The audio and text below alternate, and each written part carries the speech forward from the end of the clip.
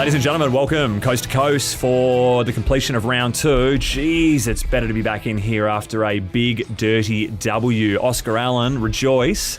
It's great to see you back in the studio looking well. Thank you. You had a hell of a week, didn't you? I did, yeah. I was a little bit crook. We kept that one under the radar, but the podcast last Tuesday that we filmed almost took it out of me. It's where your heart's at, though, mate. Yes. You could have gone home and sulked it up and just put your head in a bucket. Yeah. But the fans need me, you said. So I said, I'll do the podcast and I won't train all week and just rock up on game day. But it was great. It's a great feeling. We had a terrific win. Obviously, there's still a lot of work to be done, and we're in a phase now. It's interesting. All of a sudden, everyone's surprised that we won. Like, this would not have been the case back in the day. So I think we're as a playing group, we're in an interesting position of we want to expect this. Like, we want to expect to win games and win them comfortably, which I felt like we did, and they kicked the last couple of goals in the last 3 or 4 minutes to make it look a little bit closer than it was for most of the day. We'll touch on the game very soon. I'm keen to get more of your thoughts. Go on. But I need your weekend bog, and why don't you kick things off for us, please? So my weekend bog goes to Pizarca Cafe. So it's in Scarborough, and the reason that it's my weekend bog is me and Jakey Waterman went there. You didn't get salmonella from the place? No, we didn't. We got a club chicken sandwich, was terrific as always, and they had a Malteser cheesecake that me and the big fella split, and it gave him the energy to go out there, have a career best game and kick 4. So thanks to the guys there at Zachy, you always appreciate it. Awesome. My weekend bog is going, I'm not going to give the collective is to the Western Australian Cricket Association. God, yeah. They've come out and they've won the Shield. They've gone back-to-back for the Shield, back-to-back for the one-dayers, and back-to-back for BBL championships. The double trifecta. Unprecedented run for WA cricket, who have been starved for success prior to those 2 years. Of course, they've always been great at 2020 cricket. But then I guess we'll give it to Turner for coming in at number 6 and tunning up with 128. First century since 2017 for the big fella. Loving your stats, Oz. So congratulations. Will Sutherland almost ruining the party for WA. Just had an 80 while wagging the tail and took fifer. But ultimately, great stuff, celebrating all things WA sporting success here on Coast to Coast. So, next question. Is Adam Voges next in line for the Australian head coaching job? I know this is a little bit offline, and those listening thinking, we're not listening to a cricket podcast, we're listening to a footy podcast. Is he the man for the Aussie job after McDonald steps down, whenever that will be in the future? Not that it's a position that's currently available, but when there's smoke, there's fire, and there's been a bit of talk about it this week. Love to know what the shortlist is. You can't do much more, and I certainly know that Justin Langer didn't have those types of resumes, boxes ticked when he got the job, so I don't see why Adam wouldn't get the opportunity to give it a crack. Fair enough. Righto. Should we talk about footy now? I guess if we have to. It was a 19-point victory. You know the Giants hadn't won at Optus? Was that ever addressed? No, it wasn't. My first game was actually against the Giants at Optus, so I think we don't play them that often there. I think the last couple of times we've played them has actually been in Sydney. What do you think of that stadium? Yeah, pass. No, I don't mind the stadium, but it's just... Flat crowd, no crowd, no... Yeah, there's not as many people there, so I remember there was one situation where the crowd started calling for a free kick, and we got the free kick, and Sammy Taylor, who played on me, and we grew up playing a bit of 18s footy together and know each other really well. Didn't Adam Papalier highlight it on the commentary a fair bit? Oh, man, don't pretend like you don't go back and watch your games. I don't. Mate. Anyway, so Sammy and I were having a laugh, and he goes, "It's so unfair you guys have so many fans, because we never get those things at home because we don't have any fans cheering for it." Hopefully they didn't step in Sammy's mouth there by sharing that story, but it was a good day, and 45,000 in a team that hadn't won quite a few games at home in a row was awesome, and thank you very much to all the fans that came out. I got 2 memories from, is it Skoda Stadium? What's it called now?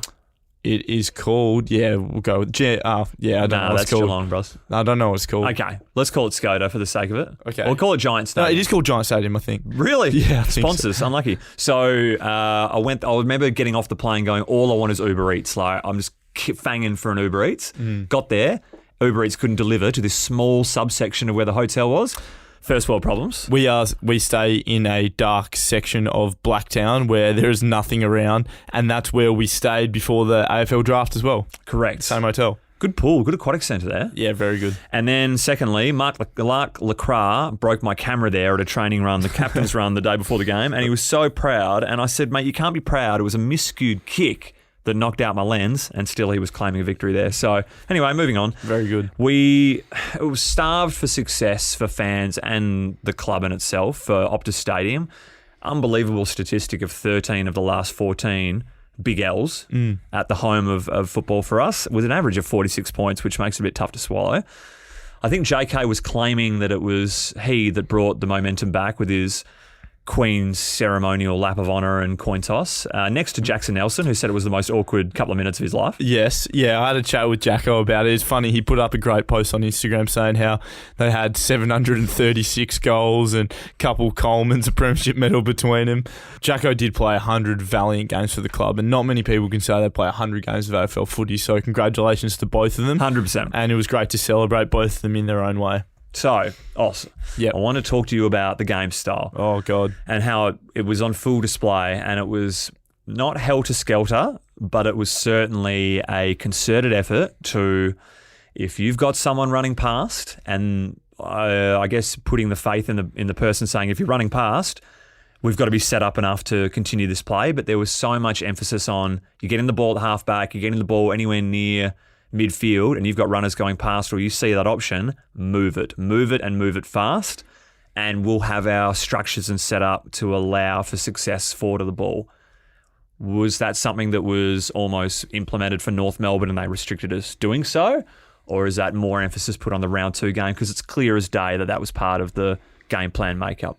Yeah, it's probably something that we've been working on for a period of time. I wouldn't say it was a knee-jerk reaction to North Melbourne, but if you watch a lot of the really successful sides in footy at the moment, I'm talking about the Melbournes, the Collingwoods, they move the ball really quickly and they give their forwards a really good opportunity to score the ball, and that's what we've tried to do without going into too many details. It's just great to see guys play on instinct, and I think a perfect example of that is Jermaine Jones got moved to half-back flank and he played with such instinct, and I think he had something like 11 inside 50s as a half-back flanker, which is pretty absurd. And the metres gain was outrageous. I think it was near 800. Over 800. So those obviously stats prove that it's working for us, but also it's something where we're AFL, you got to constantly adjust the way you're playing. So each week we'll give up a different problem or situation to try and solve. So looking forward to seeing how we go against Freo. We can't play the exact same because what was good enough last weekend won't be good enough this weekend. So always got to adapt and change. The second quarter was absolutely humming. 8 goals. I think the last time we did that was back in 2018 against the Gold Coast Suns. I don't know if you remember that game. That was a Lecker Natanui milestone game, I believe. Right, I was probably sitting in the grandstand with the rest of us, but yeah, it is exciting, and I think our forward line does have the potential to score heavily, and probably one of the more pleasing aspects of it. And this isn't to toot my or Jack Darling's own horn, but I think I kicked 1 in that quarter and Jack didn't kick any, and we had so many different sources. Obviously, Jakey Waterman popped up. All right, we'll get there. Cripper. Give me your votes. All right. Because then you can pump them up here. Shall we go straight to the votes? Please. 3 votes. I went Tim Kelly. So I went Tim Kelly because of he had a really good bounce-back game. I thought he set the tone earlier. He might have even kicked our first goal for the day. 9 score involvements, 5 clearances. I thought he was back to his best, and when he plays at that level, I think is very hard to beat. This has been a bit of controversy, and my old mate won't be too happy, but I went 2 votes Jeremy McGovern. So I thought Gov was an anchor all day behind the ball, particularly early. It was a real arm wrestling contest, and he had some really defining saves and spoils to keep us in the game. And then with 1 vote, I've gone my man, Jakey Waterman. Career game for him, but he's something which, if you watch Waffle footy, and I know he hasn't always had the cleanest run at senior footy, but he does that week in, week out at Waffle level, so it's terrific to see him getting rewarded. And as I was alluding to before, that's probably one of the more pleasing signs is it wasn't necessarily myself or Jack getting on the end of them. It was Cripper and Jakey Waterman, guys that are going awesomely well, doing their role, probably sometimes the unheralded players in the side, so really happy for them. Give me yours. Nice votes there, Oz. I went TK for 3 votes. He was an absolute trendsetter, was on fire to start the game. And I don't know the stats, but I think it was something like 5 contested disposals, truckload of inside 50s. The goal was not an easy one to kick by any means. And the bloke who got it to him is getting my 2 votes. It's Jermaine Jones. He was very stiff. I don't see how you can play a better game in the role that he's been given off halfback flank. It was interesting that the club said play forward. Noah Long's emergence has almost given us the flexibility to send him down back and say, look, you finished in a top 10 last year in a BNF for a reason. let's go give us some run and drive. Got a lot of good run and drive half-backs, and he was the pick of them by far. And I like your Gov 2 votes. Unfortunately, I will give Jake Waterman. You have a career day with 4 goals, albeit most of the damage done in one term, and would have been mint to see him kick the final one on the siren, but you can't have it all in one day. So I'll go TK, JJ, Waterman. Also on the JJ topic, the man who we are about to have in the studio, or depending how well you edit this, we've already had a quick conversation with him, but Samo Petrevski-Seton will be in today to have a conversation with us, and I thought he was exceptional on the weekend, and he has been playing at a really high level all pre-season, so glad to see him transfer that form from training and waffle level to senior footy. Cripper stiff with 3 goals as well, not to be in the votes, but yes. The connection between him and Longy up forward was most pleasing. So I'm sure it was spoken about in his presser today. The instinctual, I'm about to have a snap in my second AFL game, that bit of poise to just hang on to it for a microsecond longer, heard the voice, quick bang handball to Cripper, and he goals. Mm-hmm. It was like the composure for a second yearer. It was impressive. So second gamer. Unreal. Yeah, super impressive, and really happy for him. Longy has come into the side and in 2 games is so compliant. He knows exactly what he needs to do, and for all those kids out there thinking, how do I make sure, or how do I make it to at AFL level, the first thing Longy does is he understands everything about the game, structurally, compliance, and he doesn't fumble. If you can do that, it'll take you a long way in footy. A lot of right place, right time about him. Is Jake Waterman the best set shot in the team? No, I think Jack Darling at his best is the best set shot in the team. I think Jake has more length, but I'd say JD's our best, and then Jake and Cripper, I'd have them even keel. I think they're both pretty accurate as well. Jesse Hogan almost took the game apart early doors. Like he had a few misses in the first quarter, I think it was. Yeah, the first half. Yeah, it was good. Adam Kingsley is jacked. An absolute unit. Have you seen the photos of him flexing with his arm? He is jacked. He's scare stumper. I don't remember him playing footy just because I'm a bit younger. Was he a beast when he was playing? I don't remember too much of it either, but I don't remember his arms popping out of every single shirt he was possibly wearing. Yeah. They could struggle to fit it in the Fox footy frame on the weekend. He's a big man, yep. So Jaden Hunt, it was easy to say, had his best game in his Eagles colours. How was that snag? One game. Didn't have a lot of time with that footy moving at breakneck speed. On the left from 30, snap, very head impressive. height. Very bang. Impressive. I want to give you a stat. You ready for this one? This was handed in by a graphic designer, Owen. So thanks, Owen. It's been 68 rounds since our last Rising Star nominee. The next closest club has been 25 rounds since their last Rising Star. So we've, almost 3 times that? Mm-hmm. Who was that? Was it me? Yes. Yeah, there we go. Go me. What was your game like when you had that? It's not the Adelaide one, is it? It is, but it was controversial. So I'd had a good year and played all year, and this is when they first started implementing not only week to week, but also longevity of the season. So we played Adelaide, and I had probably 15 touches and kicked 3 goals and played relatively well. And we played Adelaide, we won, and Darcy Fogarty kicked 5, and they gave me the nod over him. So they did it body of work, and yeah, grateful. I think it came to the top 10 that year. Did as well. you? Yeah, there we go. Happy days. Little payday at the end of that? God, no. Okay, good talk. Duggan's bump on where? Poor guy. That guy has got a magnet on the back. Someone's put a sign, the old Simpsons one where it's kick me? Yeah. Someone's just put a bump me sign on his back. Were you near it? Yeah, I was near it. It was a cracking bump. People would say the bump's dead. You're wrong. Correct. There are places and times you can implement it. And I think Duggo did it 2 or 3 times on the day. He attempted one a couple of minutes later and missed him, and maybe a good thing for Duggo, just in case you get him in the wrong spot. You get nervous watching him. I've become a big Kafusi man, if you know what I'm talking about, from the Dolphins, the NRL side. So I'm a big Finns man. Are they 5-0? Nah, they're 3-1, but they're going, and they almost knocked off the Broncos. And last week, week, lost that game, right? They lost it. They were down by 2 points with a final minute, and they went end to end off an interception or a clean ground ball. But Finn's up, and Kafusi's the bodyguard he's the protector. Duggo's the protector for us. Okay. I want to talk to you about someone pitched a goal from you. Snake pitched a goal from you. Nah, he didn't. So he started the tackle. I finished it. And Jake was on. Like, he was going really well. His forward pressure, everything was going. There's nothing in your contract about how many goals kicked at the end of the year? Nothing like that? There's no little bonuses there? Nah. So we were finished. We were on the ground together. I think he started the tackle. I jumped on, so we let go, and I took him to the ground, and I had the ball. And there was like holding the ball, and I said to Jakey, "You take it, mate," and threw it to him. Oh, look at you, eh? Yeah, good man. What a team, mate. Good man, yeah. There was another one where your boots exploded off a mark. It went into next year. My left boot, yeah. Correct. And then you've got up, kicked it, and then you've just gone the big kiss into Liam Ryan's hair, which surely is not smelling a treat halfway through an AFL game. It was like a forehead kiss. It wasn't like a... Oh, wasn't it? Yeah, it was like grab him and a little forehead kiss. Just the moment got the better of you over there? Oh, I just love playing with Liam. He's such a special dude. And that kick he did to me, he put it there and was like, mate, go get it. Like, he couldn't have done anything more for me. They actually had the replay of it from behind him, and you're not in frame when he's kicking it. He just put it to the space. Yeah, he's got a great instinct of knowing how to weight a kick. Yes. One of the best in the team, I would have thought. And he also had a great game on the weekend. He did. So before... I love when we play well. It's like all these guys had good games. It's hard to pick a three. Where we have had games in the past year or so where it was, all right, stab in the dark. Who do we want to pump up? But that's a great sign, and more of that to come, hopefully. Thanks for sticking around, everyone. Now, we've got the man of the moment. Samo Petrevski-Seton has joined us in studio. Legitimately got lost on the way down here. He was just doing laps in reception. Said, I don't know where this studio is. Were you actually?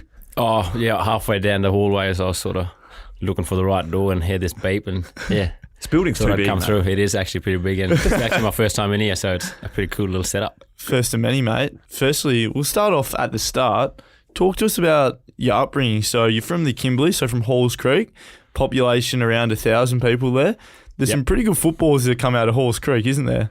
Yeah, so originally from Halls Creek, pretty much grew up there until start of 2011. I had a year in Sydney schooling, and I didn't enjoy that. I weren't playing any footy. Bit of schooling over there as well, but I came back home, and then I actually came back. I left Halls Creek, started 2013 to come down to Perth, finish off my schooling, and to continue my footy career off.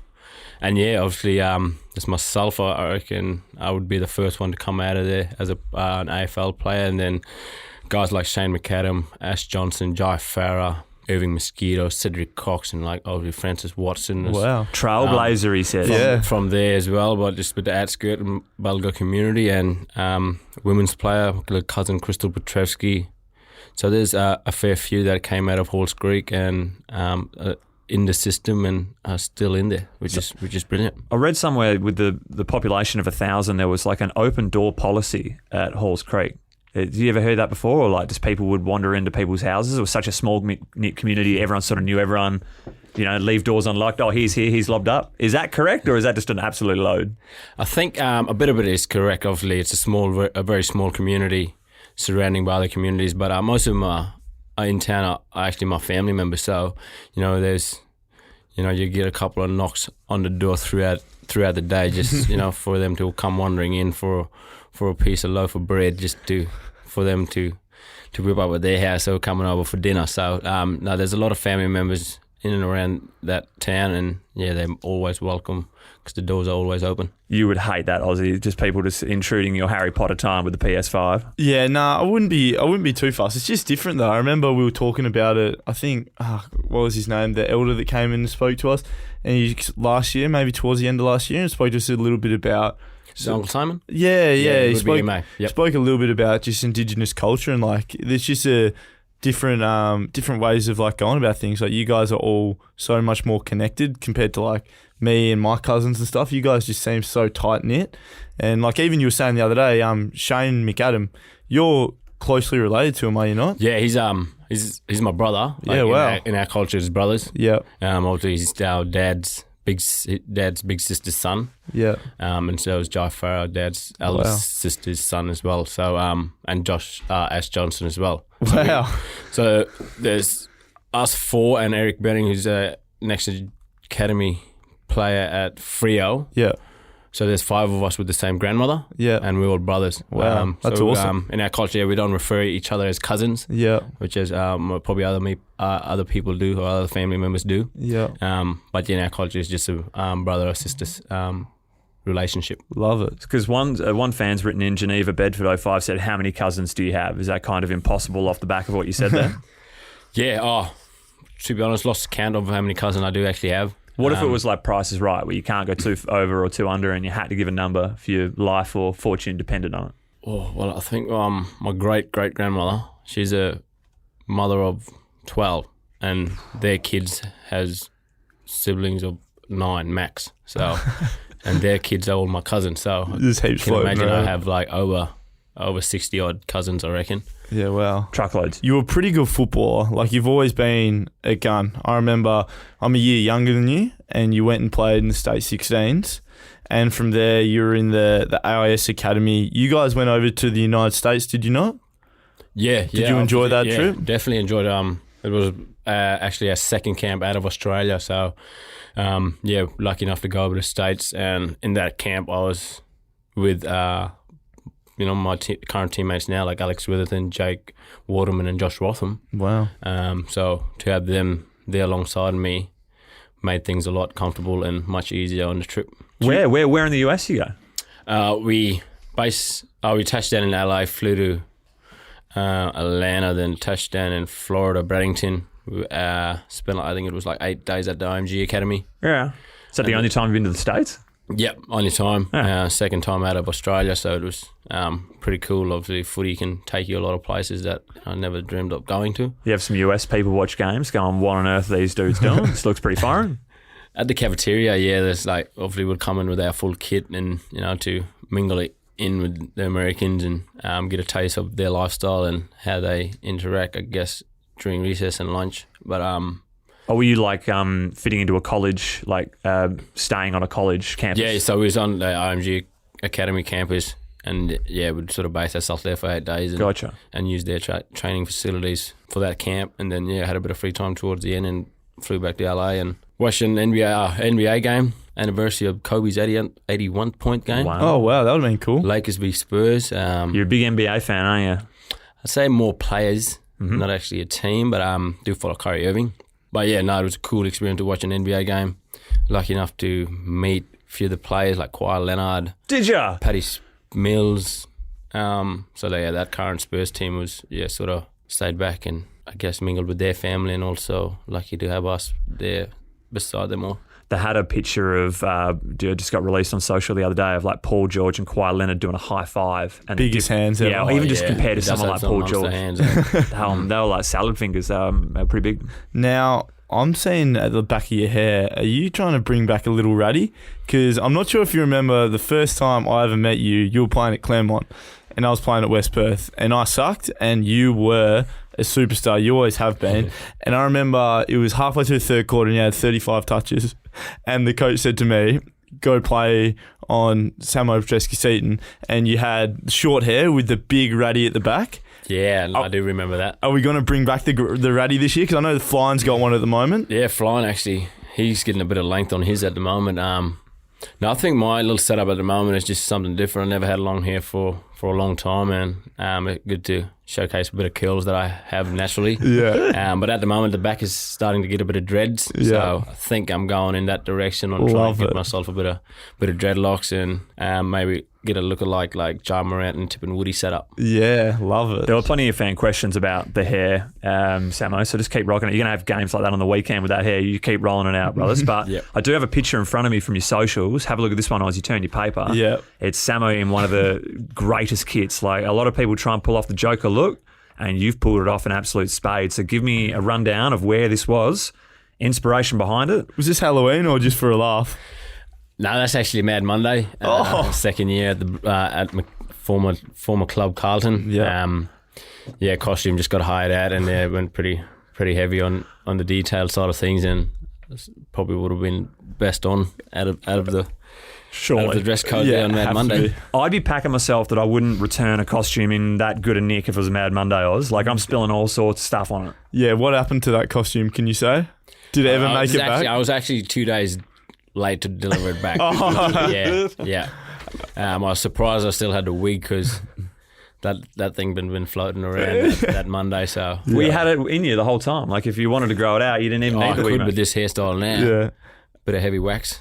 Let's talk about Carlton. So you drafted pick 6. How did you find that going over to Melbourne? I'm not sure if you've got many loved ones over there or people you had connections with. How did you find it going over there? Really early pick. Started off nominated for the Rising Star really early. Did you enjoy that experience over there? They were a rebuilding club, had a lot of different coaches. How did you find it over there? Yeah, the transition from Perth over to Victoria, actually pretty comfortable for me. You know, obviously I had a teammate, Zach Fisher, who was really close to me throughout that state 18s period, and then having him to get drafted at the same team which made things a lot easier and comfortable. Also a former team at Harrison McCready as well. Oh yeah. Us three stayed and lived together for 2 years, so knowing H throughout the AIS Academy, knowing him made it more easier for my transition, knowing that I had them two in the same household. As far as at the club, early days was, I think, you know, being beside like Mark Murphy and Bryce Gibbs at a locker room in the change rooms, getting starstruck, pretty early days. But once I found my feet and got settled in and really started to, I guess, build a relationship and made some really close friends. And besides, like the win-loss ratio at the club at the time was tough, but you know, the whole as a club at Carlton and their fan supporters, I really enjoyed it. They showed me heaps amount of love, and the playing group. We always, I guess we had a similar age group at that time growing up, or when I first got drafted in the first few years. So we all sort of had the same hobbies and things outside of the club. So we sort of were a little tight little group outside the footy club that kept relationships pretty strongly outside the four walls. Yeah, and you're still close with some of those boys?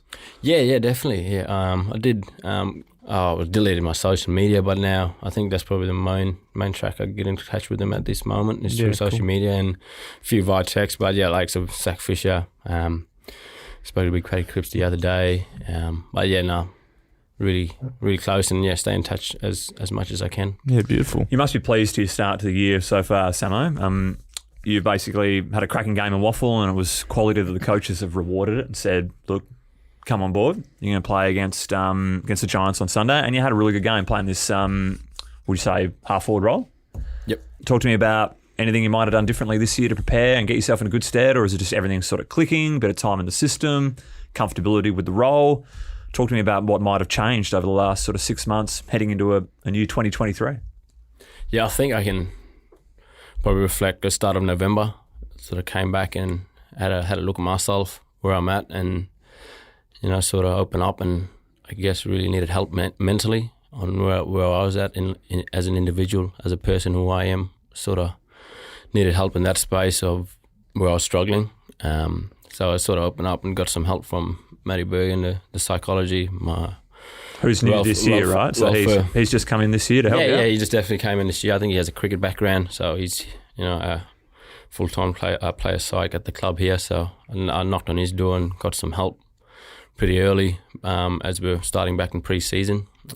Chance Bateman, Peter Stables, club doctor. So I sort of really focused on the mental side of my well-being to get myself healthy in that space, and keep chipping away at it, staying on top of little things and controlling the things I can control, which basically allowed me to just go out and play or go out and train and perform the way I have been. So I think that was the turning point for me in the last probably start of pre-season on coming back. It's interesting to hear that, Oz, because you'd think, you know, boy returning home, everything's going to be Gucci, a healthy body, but that, I mean, it goes without saying a healthy mind is the most important thing to sort of get right, get yourself back into peak ability for an athlete's perspective. Yeah, I think it's great. And as Samo mentioned, Matty's Bergen's just come to the club, and he's only been here for a couple of months, but he's made so many good connections. And like myself, a lot of other players always use him. And whether it's on field or off field, he's just got such a good way of relating to you. And like, you always can see what you're trying to get out of yourself. And it's been so clear to see. And I think particularly on the weekend when we played really well, like all the boys just seem to be having so much fun. Like, you always have a smile on your face anyway. anyway when you're playing, but Liam was having so much fun. JJ went to half back and he had the cracking smile on his face. He was running, brought so much excitement and flair to the game. And that shot in the change rooms of all the Indigenous boys prior was mint to see. Yeah. No, definitely. I think it's it was actually my idea, so hats off There to you me. go, back there to you. But yeah, it's just those memories, that we can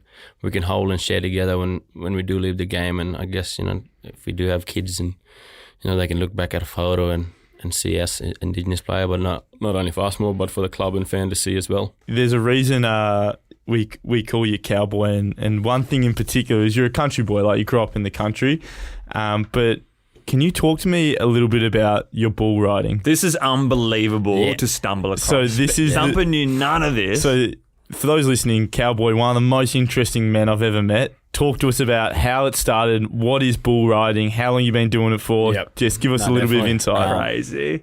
Yeah, well, got the nickname Cowboy for a while now, I guess. But it's born and bred in my blood. Growing up, my dad, his fathers, his brothers, all done it. So as a young age, I was always behind the chutes when the rodeo was on, watching my uncles ride. I was helping them get ready, putting the sticky stuff on their rope to rising it all up before them to tie them down. Yes. I'd be sharpening their spurs so they really get a good firm grip when they wrap their legs around the bull. Yep. But I was always there behind the chute watching and observing on what they do as a little kid, So I was always there, always on a horse. Riding, competing in those horse events that they do, like Gymkhana, camp drafting, and it was something that I was born and bred to do. Besides to play footy, I always wanted to do that in life, be like Dad and ride some broncs and jump on some bulls and guess to chase the circuit with my brothers and go around and try win some buckles and a bit of blue ribbon and take some bit of cash money home. So, Mate, I haven't seen the new season of Yellowstone, but if you're not in it, it'll be pretty flat. Something that builds up with a lot of adrenaline and it just stays with you. I guess the goal is to hang on for 8 seconds, but it can be the longest. That would be 8 seconds of your life, but also. You got to be really careful on how you hop off as well. You might cop a horn in the chest or headbutt. So you get safety equipments like a bulletproof vest. You get your helmet, but no padding other than a vest and a helmet. Wow. So do you have any bad falls? I got hung up probably 4 times. I did it. So your leg just sticks on and they ride you out. Is that what my hand couldn't come out of the rope? So the mistake was jumping off on the wrong side. So as a left-hander, you got to jump off on your left, but I sort of got slung over the right side of the beast and got dragged like a rag doll and got stomped on, a couple of times. But you get family members running beside you, just to be the safety to get you off and I guess not to let you get hurt. But you do have those accidents where you get hung up or you get stamped on and walking out pretty sore. I'd just be the clown. I'd be the clown that goes and distracts the bull. That'd be my job. So how old were you the first time you hopped on a bull? And do you just get straight on a bull or like what's the initiation? Because when I was younger, they'd have like little potty calf rides. So once you age of 4 to 8, like you can hop on them. Wow. And you get an option of going out on yourself or getting hauled by a family member. Yeah. So I did that. Like mini bulls, like docile, drugged up bulls? Little roping steers, little calves. So you just hang on them, and then as you get older, the more bigger, you get on probably your steers, then your heifers, and then like little junior bulls, and then once you big boys between 16, you can get on the big bulls, the open bulls. So I sort of gradually built my way up as I grew older and got more confidence and the more experience on jumping on them and practicing, to become a good enough to win a bull ride. And you did?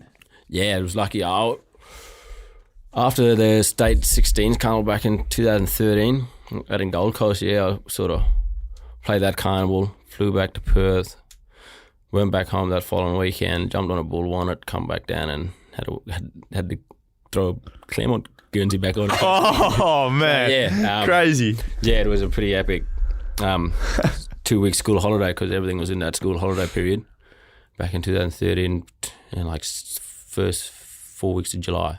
Yeah. Imagine that, like one of the best junior footballers in the country. What do you do on your time off? I just go back and ride some balls, come back, and then take the mick with the footy. I don't know if I'd be sharing the info with. I don't know if I'd be sharing the info with recruiters. I'd be like, I just went home for some yahtzee. Yeah. Did you tell people you were riding bulls? Like, is this been a common thing? I think, yeah. Well, in that time, like, I sort of knew, like, I was new in the city life, like, in that environment. So the more I sort of made friends and got them on social media, and they'll probably flick through my camera roll and my uploads and see me, maybe on a back or a bull or riding a horse or doing stuff like that on those activities, and they'd probably ask, "Is this you?" And I was like, "Yeah." Can we see it on YouTube? Any Samo vision floating around? Not on YouTube, but it might be a couple of random videos floating around, but yeah. We'll find them. We'll find them. All right, I've got some fan questions for you, Samo, and then you can take off and get some rest because this is a half day for the players. You earned it, buddy. Don't worry about that. So I want to start with Kyle Reese-Campbell. Very perceptive pickup. He said, how'd you avoid the Gatorade shower? Because if he's not mistaken, that was the first W in West Coast colours at AFL level. Is that true or false? I think it's actually true. Yeah. No way. Yeah, like I was thinking about it after the game. I'm like, wow, it's actually been that long that I forgot my first win. Because, I did. We missed the Pies and Essendon, and you kind of dodged the games last year. Yeah, and I think last year the only win I did have was probably waffle level. But so I might have to get in there. Hopefully after the derby. So it wasn't like, I know I've won it, I'm just going to have a little side hustle, shuffle backwards and get away and be dry and keep this hair pristine. It wasn't a thought of that. It was like afterwards. No, it was sort of like a blur moment because obviously, my win-loss ratio isn't that very good. But I was just sort of soaking up the moment that we won the game on the weekend, and it was a really good moment to enjoy. It was good. I've got one from Tim Mason, and his question is, who's your favourite AFL player of all time? I'll get your answer after this too, Oz. I got two. Andrew McLeod. Yeah, deadly. And Cyril Rioli. So they're top two. What about you? I'll go with two. I love Leck. So Mark Lacroix was one of my favourites. So West Perth family. We played at West Perth, played at Whitford together. He was similar to me, like blonde hair. I was really small when I was a kid, so I used to look up to him. And I did love Nick Rewalt as well back in the day. Similar blonde hair, centre forward like always. Yeah, really liked them. Not a question, but a comment here from Sam Dowsett17. He's just written Malinga. Do you know who he's referencing it? Couldn't be more on point. Do you know who Malinga is and what he looks like? Malinga. Yeah, I'm going to show him a photo. Yeah, please do. He's not a cricketer, is he? He is, yeah. He What about... he was slinging them for Sri Lanka, was he? Sri Lanka? Yes. What about... bowling wheels. Yeah, but when I had short hair, you search up... what's the first name? But the surname Shikadawan from India. The batsman. I don't know who it is. It is a batsman, but yeah, I did get I get that look. Shikadawan, the opener in the one days. Yeah, if you go full ball, that's him. Yeah, I love it. I've got another one for you from Alan_Graham. Who's your favourite teammate? You can go. I want to know who your favourite teammate was when you were at Carlton, and who your favourite teammate is here. And you don't have to say me. It's all right. Favourite teammate at Carlton, Lockie Plowman. Number 20. Yeah. Yeah, I felt like I was pretty close to him. You live with him over there at all? No, I was sort of in the same area a bit, in the west side of Melbourne. Used to catch up, go for a nice sanger every now and then, and have a hit of golf at times. But I thought I was pretty close to him. Here, I'd say Liam Ryan. Pretty close to him, but I guess I'm building a lot of really good relationship with everyone. Figured you would. Laura Abbott wants to know what your favourite pastime is outside of footy. How you killing time to get away from this sport, mate? Besides bull riding, you can't do that now. Something in Metro Perth. What are you doing? Metro. Now at the moment, sort of like I said before, touching base on my mental health side of things. Sort of got a good little time frame outside of or before dinner that I go back, get to relax, but also go for a walk and catch a bit of fresh air and be amongst nature, but also try to get out to go out once a week and try to do a bit of camping or actually do a bit of fishing. So anywhere, any good spots? Hopefully not too specific, so they will steal you good locations. But next trip is Bells Rapid, up on the Great Eastern Highway there, on the way to Northam. So I think that'll be my next little spot to go. Done any camping, Oz? I'm not a massive camper, but I do enjoy it. A lot of my family's from Denmark down south, so a lot of my free time, I go down there and spend it down there with my family. How far is Denmark? It's about 4.5, 5 hour drive, depending how quick you go. Yeah. So we'll say 5 hour drive. 5 but hours, yeah. it's beautiful. Like, it's good that it's a 5 hour drive because Based on the coast or a bit inland? On the coast. On the coast, yeah. Right on the coast. Like at the very bottom of the country, really. Bottom corner. Really down that far? Yeah. Oh. And then last question for you from Liv_Floro. If you could describe yourself with one emoji, what would it be? I get the cowboy emoji a lot, but Yeah, boy, love it. I do love the shaka as well. Yeah, the cowboy hat and the shaka, love it. 100%. I like that. Last question from me, mate. What was your favourite moment of Sunday's game? Like, what did you enjoy most about it? Whether it be something specific on field or something from the day in general. What did you enjoy most, or one specific moment that you look back on the week past and go, that was really cool? I think one of the moments that I enjoyed, and probably Ryan Mark on top of the goal square. Like looking back at the footage, he probably had 3 meters and he sort of quickly sharpened his feet up and then 1-2 launched at the footy and took it as high as point, and just see him jump that high and actually to see him to get that a bit of room to show his strengths and, you know, to play his best footies to jump and take some good marks. So I think that moment was probably one of the best moments of him. He floats through the air. Yeah, he does. But he pinched that mark off a teammate, I reckon. Off Hunty, yeah. But I couldn't... It's Hunty's fault for not jumping that high. Yeah, I think I didn't jump high enough. Thank you very much for coming in, Cowboy. Appreciate it. Guys, thanks for having me. Hopefully everyone knows a little bit more about you and the nickname Cowboy. Let's get that rolling through the socials, all right? 100%. Thanks, all mate. right, thank you very much, man. All right, guys. Thank you. Great to have Samo join us for the first time on Coast to Coast, and a lovely man who's always keen for a chat, and he thoroughly enjoyed himself leaving the studio. He said this was far more relaxed than I thought it was, Thumper, so clearly not an avid listener of Coast to Coast, which is disappointing. You know, we're getting the numbers up there, but this is the world we live in, Oz. How'd you find the turf out there? Any different from after Ed Mania? Yeah, it is different, but it wasn't too big an issue. Like during the game, Patches O'Houlihan or what? It was, but not during the game. I wasn't actively thinking about, this turf is different. So I think I'd give nothing but kudos to them. There were some parts of the ground where the turf meets and there was some overlap. So I was doing a bit of gardening pre-game in my socks, and I was like putting down these patches, so I didn't want to get my foot stuck underneath one of them and roll my ankle or something. Clever. But yeah, I think they did a really good job given the circumstances, and on telly it looks worse than I think it does when you're playing because you're not really paying attention to it. I'd love to know the profit margin that was eaten into from all those Ed sales to just relaying a truckload of turf. It must have been a big, high-paying concert because everyone seems to... every single stadium in the country is currently going through it. Before we exit the Optus Stadium talk, there was a pre-game, so a curtain raiser event with the Owls, the older, wiser, larger, slower Eagles. They played on like a little mini setup ground, like an Auskick style. And AFL 9 style, was it not? Oh, mate, I've seen AFL 9's games move a truckload quicker than what that was. But they were getting there. Some serious names taking the park. Yeah. So Wirra was out there, Cuzzy, Selwood, Dalziel, Glass. Mackenzie was out there. I don't know how he's moving with those feet. His big toes are absolutely knackered. There's so many more names that I'm forgetting. There was a video just put up online, and see how many... Matera. Yep. See how many past Eagles, that's Phil Matera. That's see how many past greats you can spot with going to the Eagles channels and checking that out. Did you go up and speak to any of them? Like, did you cross paths, or were you in the zone? No, they were out there pretty early, and I think it was so we could have a proper warm-up out there. So by the time I went out there, and I do some different things pre-game. Oh, they didn't come in your change rooms, right? No, they didn't come in the change room. So you had to go out there, and I was doing my regular prep. I get my shoulder strapped, obviously, and doing some things. So that eats into a little bit of that time. And by the time I was ready to go out there and warm up, I think they'd evacuated the ground. But it was great to see them. Great to see a lot of the old boys looking really good and healthy. So well done to them. Kudos to Andrew Gaff, who moved into 9th place on the Eagles' all-time games list. Can you tell me who he overtook? Jeez. How many games he played? Oh! Is he like Jacko or someone like that? It's not over 250 yet, is it? No. Maybe. It's over 200. Is it like Jacko or someone like that?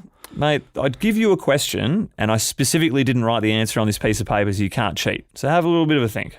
Okay, so the order goes... Well, Jacko's didn't Coxie beat Jacko? So he's right. Right. So obviously Bung, JK, Coxie, Jacko.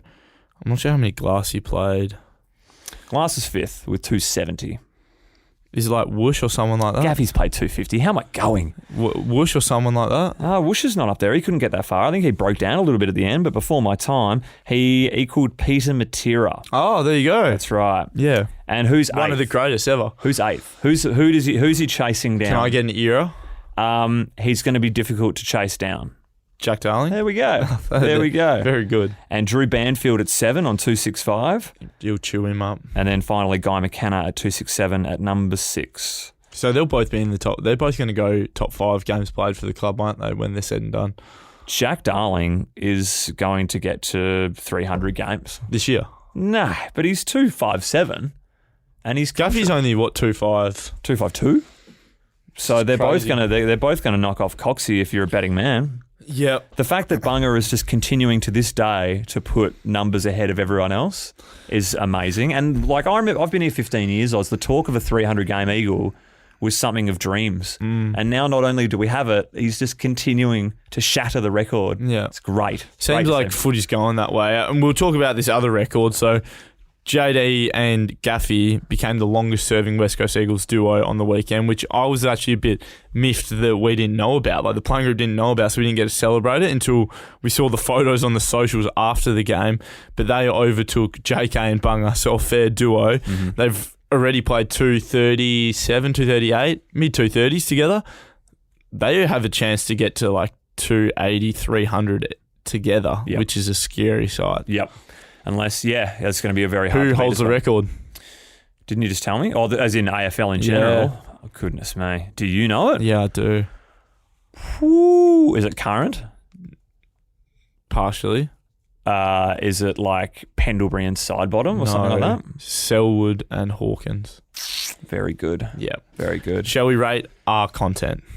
Before we do that, I'm looking forward to rate my content, and we will do it with the guest next time, but Samo had to take off. But can you talk to me about Elijah Hewitt's debut? Yeah, it was interesting. He came into the game at a pretty important stage of the game. I think we're up by 35 or so. Was it Oz? Did you see them come back against Adelaide last week? Sure. So they have the capacity to come back. What was the margin at 3/4 time? It would have been like 40 points. Sure. I'm But sure the still- message from Simo was keep your foot down, obviously. Yeah, absolutely. But And like no one's thinking he's coming in and he's got to be a difference maker to turn this game. no, but I think as the sub, it is a real tactical position where you can alter the game. And I thought the first play of the game, of that quarter, gets it, shakes out of 2 tackles. I was like, this is going to be some kind of highlight. He's going to run the field, kick a goal, and then the Optus Stadium turf gives out on him, and he ends up having a big 120-kilo ruckman jump on him and getting pinged for holding the ball. Would have been possibly going down of Juddy areas. best debut touch that wasn't a goal, Yes. but failed. Yeah, but We got his opinion. We talked to him. Go on the Eagles website and have a listen to him because it was a unique position. A few other people have been in it, not in West Coast colours of late, but to debut as the sub and sit there for 3/4, the commentator had a brilliant line of when you're just sprinting up and down, it's the equivalent. I can relate. You probably haven't played as much cricket as me, but when you just start rolling the arms over Yes, in front of the hoping captain, he gives you just something. mate, are you well aware of what I'm warm? And I've been a captain before. I'm like, mate, I'm well aware everyone is warm if they need to be. Yeah. Rolling your arm over or doing sprints on the boundary is not changing my mind of when you're coming on. yeah. Well picked up by the commentary team. We had another recent player debut as a sub. Do you know who that is? You talking Gaffy? No, more recent than that. Debuting as the sub. Recent history. He kicked a goal as well. No, you're going to stump me there. Isaiah Winder debuted against St Kilda. Yeah, And then, mate, I was there. Bunga went off the ground hurt. early with Yep. a hammy. Yep. I think he was first kick, first goal too. He was. Good memory, Bands. Thanks. You forgot the main part of it. So, have you talked to Huey? He said that he slept a couple of hours before the game. Yeah, Can you relate to that kind of feeling? I can. I remember before my first game, I had this feeling. So Huey came up to me before the game and he goes, I've just got such a feeling of confidence. I just feel like I belong here. And I was like, right. Before my first game, I always had a feeling I don't belong here. And I was having a panic attack and I was like, can I back out of this? So that shows a little bit about the different mentality of our generation. That's so good. But I do remember clearly thinking like, I'm not made for this before the game. And then I was like, it's moving too quickly. I can't get a touch. And then all of a sudden, like, you just work your way into it. So it would be an interesting situation coming in as a sub because I'm assuming you wouldn't have enjoyed it as much. Nah. Yeah. But which would be the common trend of thought. Yeah, it's interesting being a key position player that when I started, there's no easing you into the game. So my first game was playing centre half back on Rory Lobb. So like the game started and straight away, like I've got to be physical. I've got to be imposing and confident, and a high ball's coming in the air in the first minute of the game. Whereas if you're a midfielder or a different position, you can start on the bench or work your way into the game. Don't go the first CB, start on the wit. Like there's different things you can do. Whereas I'm not sure how you can really work your way into the game when you got to be like a key position player. Makes sense. Yep, makes sense. All right, finally, before we get off air, why don't we go to rate my content? I'll start. I'll give you the anchor leg because yours will by far be better than mine. No, it won't. It will be because this is as left field as it can be. I think sometimes we'll bring stories in. Sometimes we just want to give fun factoids for fans to listen to and go, that was interesting. Can repeat that at your next dinner party or social event. This one, I wanted to educate you because you're a young blood and you might not know the backstory behind this. Go. You ready for this? I'm ready. Do you know this song?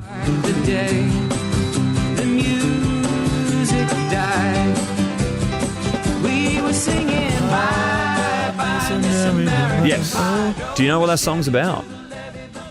Incredible story about what that's about. Like And I'm big the show American Pie, is that what it's about? So I'm a big music fan. So basically in 1959, there was a plane crash that had three of the country's best, there was a mix between a 17-year-old Richie Valens who had already had multiple hits at 17. There was the Big Bopper, who was credited for having the first ever music video, and he was a singer-songwriter and then wrote other people's music as well. It was a massive deal. And then there was Buddy Holly. I don't know if you've heard of Buddy Holly. I haven't heard of any of those three. So this is what I mean. This is why I'll bring it to you. So basically, he had something like an 18-month span where he had 10 tunes in the top 100. He was basically the Ed Sheeran. He's like the first musician to make 2 guitars, a bass, and drums the formation of a rock group. Okay, cool. He started that. Yeah. So basically, they're on tour in this American bandstand sort of area. Don't know where in America. Should look that up. But it's terrible conditions. People are getting the flu on this bus, and from time to time, people are getting frostbite, and they're like, "F this. Let's get a plane to our next destination." And Buddy Holly and his band had the plane booked. And essentially, Richie Valens and the Big Bopper, who are also on this tour, who are big deals, the Big Bopper got one of Buddy Holly's band members' seats because he had the flu. He's like, "Can I get on the plane because I'm sick?" They're like, "Yep, you have it." Richie Valens flipped a coin with the other band member and flipped it and won it, and famously said, "That's the first coin toss I've ever won." Plane crash, 3 of them died, 4th including the pilot. And that's what the song American Pie is based on, as in the day the music died. Wow. What do you think of that, young pup? That is good. I was... Solid 7? Yeah, I was Did you give being me a 7? Yeah, okay, 7. Yeah, I was being strung along because I wasn't too sure where we were going with Bang. it. That is an interesting story. I'll give you some great stories of my amateur footy days and me being a goose, but I thought I'd educate you for the first one. So I'm a big sport nuff, and I know it doesn't necessarily have to be sport, but there's a couple of things that you and me have been discussing. So initially I thought, should we talk about the Fred Van Fleet when he got up to the podium post-game and he went, "You know what, I'm going to get fined, I'm going to say this umpire," and named the referee. I mean, I don't mind. I'll take a fine. I don't really care. I thought, Ben Taylor was fucking terrible tonight. I thought that on most nights, a couple of out of the 3, there's 1 or 2 that just the game up. And it's been like that a couple games in a row. Most of the refs are trying hard. I like a lot of the refs are trying hard. They're pretty fair. They communicate well. And then you got the other ones who just want to be dicks and just kind of the game up. Nobody's coming to see that. Quite unbelievable. I could never, ever imagine an Australian You get banned for months. Beyond. But he sounded off. And played the next game and got a $30,000 fine. I also thought about touching on the Ja Morant situation, which if those of you who don't know about it, you can look it up yourself as well. He also had a funny photo of him at a gentleman's club, which I thought was quite amusing. But my topic will be, and it's more of a conversation piece, about, I'm not sure who follows the NFL Thumper does. Thumper does. So the draft is about to happen, and there is a massive conflict. So there is this running back. His name is Najon Robinson, I think, and he's from Texas, and he is a top 5 rated prospect. Mm-hmm. He won't go in anywhere in the first 25 picks, and this is purely because of the position he plays and how you need to pay each position. So quarterbacks, the highest paid player in the NFL. They get paid exorbitant amounts of money. Do you know what the second highest paid player is? It would be the person that is protecting the quarterback, so an offensive linesman. Well, historically, it was a left tackle because if you watch the movie The Blind Side, you protect the quarterback's blind spot. But it is now like a defensive edge rusher or someone of that capacity. To stop the quarterback. To stop the quarterback. And you'd say, yeah, well, obviously, so you say a prime midfielder in the AFL, and this is where I'm going to go full circle with it. A prime midfielder potentially would get paid more than a halfback flanker, and a centre half forward might get paid more than a small forward, right? Because they're positions of not necessarily more or less valuable, but just different and harder to get of a particular player. I'm not sure how I worded that. So the comparison here is the quarterbacks now are getting upwards of $50 million a year, and the running backs are currently going through free agency, and these guys are about to get in the draft, are getting 1 year $5 million deals, and the quarterbacks are getting 5 year $250 million deals. They might be of the same value, or the running back is actually better per position than what the quarterback is. But so much emphasis is put on NFL player positions when they talk about salary cap and how you're going to balance your side. My question is, do you think the AFL will ever get to a situation where it becomes this big a discrepancy? Probably not to this amount, because obviously the figures aren't as high in terms of what we are getting paid, but a discrepancy where it goes, look, if you're a ruckman, you will not get paid more than this, and this is like the cap, and there's all different areas of which a certain position, well, this is basically what a top-end player at that position will get paid, and a different position will be completely different, and it will limit your earning power in the game. It's a good question. I don't think it can ever be that way in the AFL because there isn't as big a discrepancies as you say. The funny thing is about the running back situation is now they've got the model is because if you get a rookie running back and you draft someone high, they almost just run them into the ground for the first 3 years of their rookie 5 deal. years, yeah, 5 year rookie deal. 5 yeah. years, sorry. And then basically say, we don't need you anymore. We've just used and abused you. Yeah. And then you go to the open market and no one will pay it. So it's it's a unique position in that one.